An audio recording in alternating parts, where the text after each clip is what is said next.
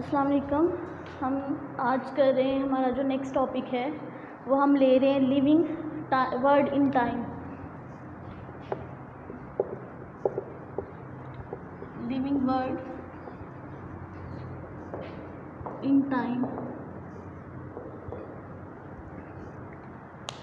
अब जब से जो है हमारे पास इस प्लैनेट का ओरिजिन हुआ, यानी जब से प्लैनेट हमारे पास बना है, उसके ऊपर लाइफ आई है, तो लाइफ हमने कहा था कि एक ओरिजिन था, एक ऑर्गेनिज़म से आगे मज़ीद बेशुमार ऑर्गेनिज़म जो है वो आगे स्पीशीज़ जितनी भी हैं वो इनसे इवॉल्व होती गई। तो अब ये एवोल्यूशन का काम क्या था, हर एक जियोलॉजिकल टाइम चार्ट पे, जियोलॉजिकल टाइम चार्ट हम कहते हैं कि हमने ज़मीन के ऊपर जितना टाइम गुजरा है उसको एक खास पीरियड्स के अंदर डिवाइड कर दिया हुआ है, उसको हम नाम देते हैं जियोलॉजिकल टाइम चार्ट का नाम देते हैं। तो क्या हुआ, हर जियोलॉजिकल टाइम चार्ट के अंदर एक खास स्पीशीज़ आती थी, वो डोमिनेंट रही हैं, और उसको हम जो है उनको डोमिनेंट स्पीशीज़, उस टाइम की डोमिनेंट स्पीशीज़ का नाम दिया जाता रहा। जैसे एग्जांपल में हम लेते हैं कि डायनासोर्स आपने सुना हुआ है, आज से काफ़ी अरसा पहले वो आए और वो क्या रहे, वो उस टाइम पीरियड में डोमिनेंट रहे, उसके बाद वो आहिस्ता आहिस्ता एक्सटिंक्ट हो गए। अब हमें इतने साल पहले का कैसे पता कि हम कैसे जानते हैं कि कौन सी स्पीशीज़ जो है वो किस टाइम पे आई या कौन सी स्पीशीज़ जो है वो कैसे मौजूद थी। तो इसका हमें अंदाज़ा होता है फॉसिल रिकॉर्ड से, जो हमें फॉसिल्स मिलते हैं, उन फॉसिल्स को स्टडी करके हम अंदाज़ा लगाते हैं कि इस टाइम पीरियड में इस तरह के ऑर्गेनिज़म जो हैं वो मौजूद थे। इसका एक फॉसिल्स को स्टडी करने का एक तरीका ये होता है कि फॉसिल्स की एज का पता लगाने का तरीका होता है कि हम सेडिमेंट्स की एज को स्टडी करते हैं। सेडिमेंट्स हम कहते हैं जो रॉक्स होती हैं उनको हम सेडिमेंट्स का, जो पत्थर की पहाड़ों की लेयर्स बनती हैं उनको हम सेडिमेंट्स का नाम देते हैं। तो हमने किसको स्टडी किया, हमने सेडिमेंट्स को स्टडी करते हैं, सेडिमेंट की एज को, और उस एज से हम क्या अंदाज़ा लगाते हैं कि हमारे फॉसिल की एज क्या होगी। यानी हम सबसे पहले देख लेते हैं, हमारे पास एक लेयर बन रही है अर्थ के ऊपर, ज़मीन के ऊपर एक लेयर बन रही है सेडिमेंट की, और ये हम सपोज कर रहे हैं कि इसको बनने में 100 साल लगे, इस लेयर को, पहली लेयर को बनने में। अब पहली लेयर 100 साल बनी, उसके बाद अगली लेयर यहाँ पे बनी, उसको कितना टाइम लगा, उसको जो है वो दूसरे एक और 100 साल लगा, यानी 200 साल में कितनी लेयर्स बन गई, 2 लेयर्स बनी। उसके बाद हमारे पास तीसरी लेयर बनती है, वो किस में बनती है, वो नेक्स्ट 100 ईयर में बनती है। उसके बाद अगली लेयर बनी, अगली लेयर किस में बनी, नेक्स्ट 100 ईयर्स में बनी। तो क्या हुआ कि हर 100 साल में हमारे पास जो सेडिमेंट की लेयर बनती है, यानी पत्थर जो है वो आपस में जो सेडिमेंट्स है यानी पहाड़ की शक्ल में हमारे पास आना स्टार्ट हुए। अब हमें एक फॉसिल मिलता है जो हमें इस लेयर से मिलता है। हमें एक फॉसिल को हमने स्टडी किया, हमें एक फॉसिल मिला, अब हमने उसकी एज को जानना है, तो हम क्या करेंगे, हम इस रॉक की एज को स्टडी कर लेंगे। हमें पता है कि ये 100 साल पहले लेयर बनी है, तो ये कितने 100 साल पहले बनी होगी, ये 200 साल पहले बनी होगी, ये कितने साल पहले बनी, 1 2 3 यानी 300 ईयर्स पहले ये बनी, और ये कितने साल पहले बनी थी, 400। हम सपोज करें कि इतने सालों में हमारे पास क्या बनी, ये इतनी लेयर बनी है, और हमें दूसरी लेयर से क्या मिला है, अपना फॉसिल मिला है। तो इससे हम अंदाज़ा लगा लेते हैं कि जो फॉसिल की एज है, फॉसिल कितने 100 साल पहले यहाँ पे मौजूद होगा, वो 300 साल पहले, यानी जब ये लेयर बनी या बन रही थी तो वो यहाँ पे ऑर्गेनिज़म आया, उसकी किसी वजह से यहाँ पे डेथ होगी, डेथ होने के बाद उसके ऊपर क्या हुआ, मिट्टी पड़ती है, उसके ऊपर ही सेडिमेंट की पहाड़ों की लेयर जो है वो आहिस्ता आहिस्ता बनती गई। तो ये हमने जब निकाला तो ये कितने 100 साल पहले का था, ये 300 साल पहले का हमारे पास मौजूद था। या उसके बाद एक और तरीका हम लेते हैं, उस तरीके को हम नाम देते हैं एज रॉक का नाम देते हैं, या रॉक एज या रॉक डेट का हम नाम देते हैं, कि हम अंदाज़ा लगाते हैं हमारे पास एज जो है वो रॉक यानी सेडिमेंट्स की एज से ही हम अंदाज़ा लगाते हैं कि ये हमारे पास कितने साल। एक तो हमने कहा कि उसके बनने के अमल को हम काउंट कर लेते हैं, उसके अलावा एक और तरीका है यहाँ पे बेटा काउंट करने का, आइसोटोप्स को काउंट करने का। इन सेडिमेंट्स के अंदर रेडियो एक्टिव आइसोटोप्स होते हैं। रेडियो एक्टिव उनको हम कहते हैं जो रेडिएशंस को एमिट करते हैं। इन रॉक्स के अंदर क्या मौजूद है, रेडियो एक्टिव आइसोटोप्स मौजूद है। रेडियो एक्टिव आइसोटोप्स जो हैं वो क्या एमिट करते हैं, रेडिएशंस को एमिट करते हैं। अब ये रेडिएशन एमिट करने का भी इनका एक दुरानिया होता है, यानी एक जो आइसोटोप है वो कुछ साल तक ही जो है वो क्या करता है, रेडिएशंस को एमिट करता है, उसके बाद वो ख़त्म हो जाता है। तो क्या होता है, अब सबसे पहली लेयर है, तो सबसे पहली लेयर जो है इसके अंदर जो आइसोटोप्स मौजूद हैं इन्होंने क्या किया होगा, आहिस्ता आहिस्ता इनमें से क्या होगा, जो आइसोटोप्स हैं उन्होंने रेडिएशन एमिट करके वो आहिस्ता आहिस्ता ख़त्म हो जाते हैं। तो क्या हुआ, जो सबसे ऊपर वाली रॉक होती है उसके अंदर अब नई नई रॉक बनी है, तो आइसोटोप्स भी अभी ज़्यादा होंगे क्योंकि इतना ज़्यादा उन्होंने क्या किया होगा, अभी रेडिएशन से एमिट नहीं की होंगी। तो जब से सबसे पहली लेयर है उसमें क्या होगा, सबसे ज़्यादा रेडियो एक्टिव आइसोटोप्स मौजूद होंगे। जो दूसरी लेयर है उसमें उससे कम होंगे, जो तीसरी लेयर है उसमें उससे कम होंगे, और जो चौथी लेयर है उसमें उससे भी सबसे कम यहाँ पे मौजूद होंगे। तो हम क्या काउंट करते हैं, हम इन रॉक्स के अंदर हम रेडियो एक्टिव आइसोटोप्स को काउंट करते हैं।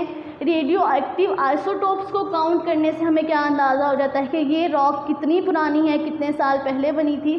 तो उसी रॉक से हम उसी टाइम पीरियड से, रॉक के टाइम पीरियड से हम किसका अंदाज़ा लगा लेते हैं, अपने फॉसिल्स की एज का अंदाज़ा जो है वो हम लगा लेते हैं। उसके बाद हमने जो नेक्स्ट टॉपिक हमारा है,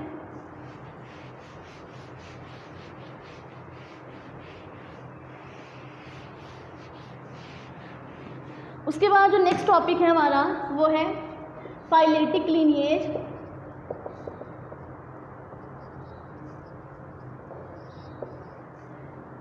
फाइलेटिक लीनिएज हम किसको कहते हैं, हमने कहा कि हम क्या होता है कि हमारे पास जितने भी ऑर्गेनिज़म्स हैं उनका ओरिजिन एक ऑर्गेनिज़म से हुआ, वो किससे मिलके बने, वो एक ऑर्गेनिज़म से मिलके बने हैं, उनका ओरिजिन जो है वो एक, यानी उनका पेरेंट एक था, उनका इंसेस्टर जो है वो हमारे पास एक था। तो फाइलेटिक लीनिएज को अगर हम सिंपल कहें तो हम कहें हमारे पास ये क्या है, एक अनब्रोकन सीरीज़ है,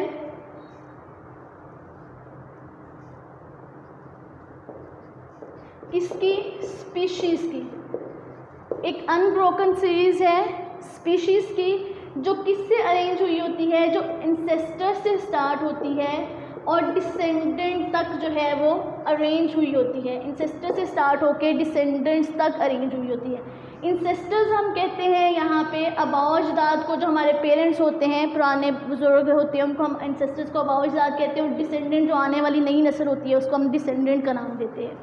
तो क्या हुआ, हमारे पास फाइलेटिक लीनिएज क्या है, हमारे पास एक सीरीज़ है स्पीशीज़ की, जिसके अंदर क्या होता है, जिसके अंदर इंसेस्टर्स से लेके डिसेंडेंट तक जो है क्या हुआ होता है, हमारे पास स्पीशीज़ अरेंज हुई होती है। जैसे फॉर एग्जांपल ये स्पीशी 1 है, ये स्पीशी 2 यहाँ पे मौजूद है, ये हमारे पास स्पीशीज़ जो है वो स्पीशीज़ 3 यहाँ पे मौजूद है। अब क्या होता है, हर जो आने वाली स्पीशीज़ होती है, फॉर एग्जांपल ये S3 की हम बात करें, स्पीशीज़ 3 की बात करें, तो स्पीशीज़ 3 किससे मिलके, स्पीशीज़ 3 जो है वो इवॉल्व हुई होगी स्पीशीज़ 2 से, यानी हर स्पीशीज़ जो पिछली होगी वो कहाँ से आई होगी, जो उससे पहले वाली गुजरने वाली स्पीशीज़ होगी वो उससे बनी होगी। इसकी डेफिनेशन भी उन्होंने की हुई है, a phyletic lineage is an unbroken series of species arrange in ancestor to descendant, कि हमारे पास एक ऐसी ना टूटने वाली जो है सीरीज़ है जो कहाँ से लेके अरेंज होती है, इंसेस्टर से लेके डिसेंडेंट तक होती है, with each later species having evolved one that immediately proceeded. जो हर आने वाली बाद में आने वाली स्पीशीज़ होती है वो किससे इवॉल्व हुई होती है, जो इससे पिछली गुजर चुकी होती है। यानी S3 को किसने बनाया था, S2 ने, और S2 को किसने बनाया, S1 ने।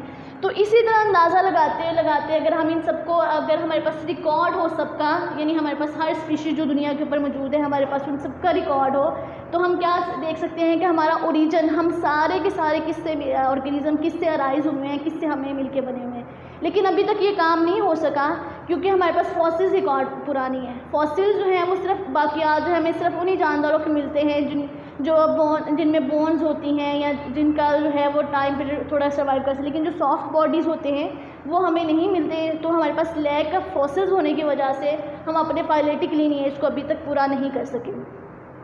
उसके अलावा अगर हम डाइवर्सिटी की बात करें तो डाइवर्सिटी में हमारे पास अभी तक जो टोटल स्पीशीज़ जो दुनिया के ऊपर अंदाज़ा लगाया जाता है वो 5 to 30 मिलियंस तक स्पीशीज़ जो है वो हमारे पास दुनिया के ऊपर मौजूद हैं, 5 to 30 मिलियंस तक स्पीशीज़। लेकिन इन 5 to 30 मिलियन स्पीशीज़ में से सिर्फ 2.5 मिलियन स्पीशीज़ ऐसी हैं जिनको हम जानते हैं, जो नोन है, जिनको पढ़ा जा चुका है, जिनको स्टडी किया जा चुका है, जिनको नाम दिया जा चुका है, क्लासिफिकेशन जिनकी हो चुकी है। बाकी ये सारी स्पीशीज़ अभी तक हमारे लिए अननोन है, हमें नहीं पता ये कहाँ पे किस कोने में या किस तरह की है स्पीशीज़ जो है ये मौजूद होती हैं। अगर हम इन 2.5 मिलियन स्पीशीज़ की बात करें तो इनको हमने कैटेगरीज़ में डिवाइड किया हुआ है। एक कैटेगरी हमारे पास आती है एनिमल कैटेगरी एक हमारे पास कौन सी आती है, प्लांट्स की कैटेगरी आती है। उसके अलावा एक और कैटेगरी हमने एनिमल को 2 कैटेगरीज में डिवाइड कर दिया हुआ है। एनिमल्स के अलावा हमने कैटेगरी रख दी हुई है, इंसेक्ट्स की कैटेगरी रख दी हुई है। इन्हीं इंसेक्ट्स को हमने किससे सेपरेट कर दिया हुआ है, हमने एनिमल से सेपरेट कर दिया हुआ है। उसके अलावा अगर हम प्लांट्स की बात करें, प्लांट्स के बाद हमारे पास आ जाते हैं फंजाई हैं, एल्जी हैं, या हमारे पास कौन से हैं, प्रोटोजोअन्स हैं।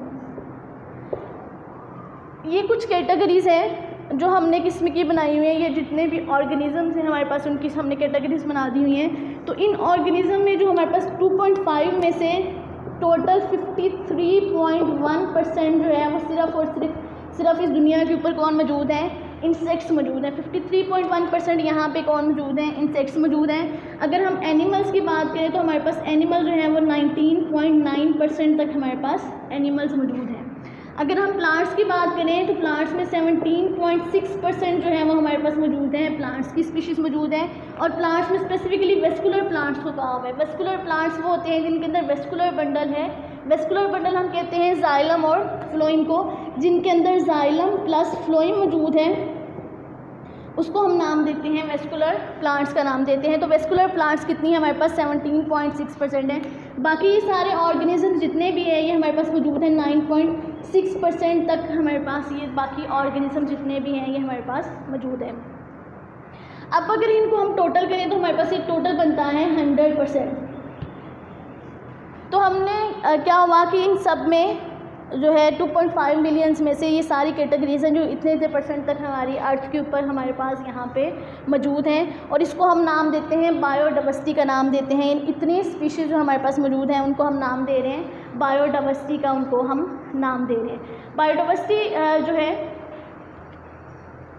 बायोडाइवर्सिटी आपको पता है, बायोडाइवर्सिटी हम किसको कहते हैं कि जितनी भी स्पीशीज़ हमारे पास अर्थ के ऊपर मौजूद हैं उसको हम नाम देते हैं, उनके नंबर कितना है, उनकी वैरायटीज़ कितनी हैं, उसको हम नाम देते हैं, बायोडाइवर्सिटी का नाम देते हैं।